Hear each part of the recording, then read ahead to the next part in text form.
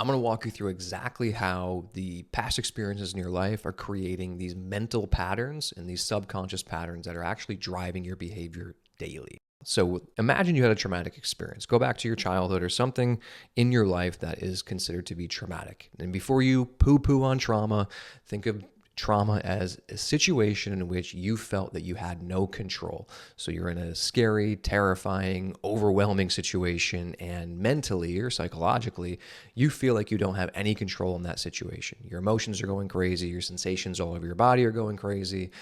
Think back to that moment. That would be a traumatic experience, and they do affect us more than we think. So what happens is that experience goes into our memory, it goes into our emotions, and it goes into our sensations.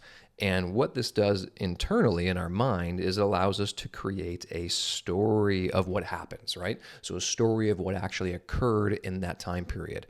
And that story gets put on repeat. So we repeat it in our mind over and over and over again to believe it, right? We create this internal representation of what happened. That molds our actual beliefs, right? And this is what we believe about this scenario. This is what we believe about these topics surrounding this scenario, right? Let's just say you were sexually abused or psychologically abused.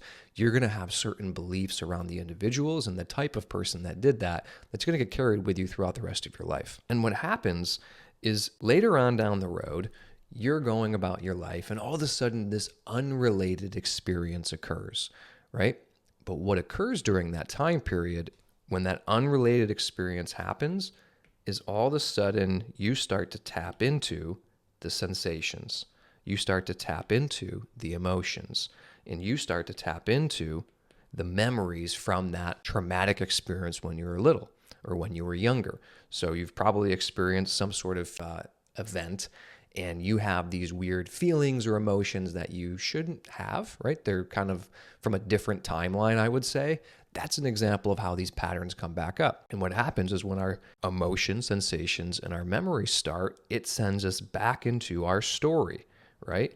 And that story goes back to our beliefs, which goes into our pattern of behavior.